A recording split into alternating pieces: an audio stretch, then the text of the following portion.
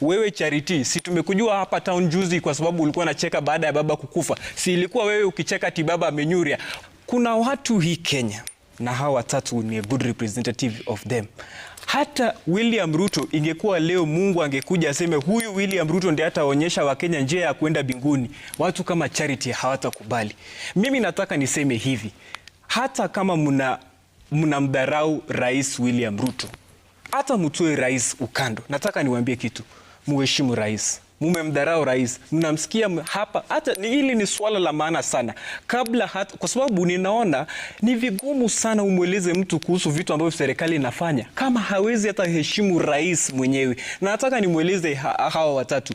Huyu Rais William Ruto, especially huyo dada yangu Charity Jenzibadi, huwa mara mingi huwa naona unamtusi pale rais, mnamuita Oburu midioka, sijui mnasema ni leo nataka nimetamani kukupata lakini leo nimepatana na wewe sasa. Na nataka nikueleze.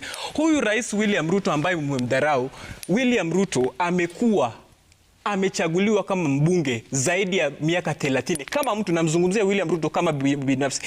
William Ruto ameweza kuwa naibu wa waziri. William Ruto ameweza kuwa waziri. Hata iwapo William Ruto ataenda kuwa one term hii Kenya, iwapo ataenda kuwa one term, William Ruto kati ya mamilioni ambao wameweza kuwa katika hii Kenya, yeye ndio kati ya watu 5 wamekuwa rais hii Kenya.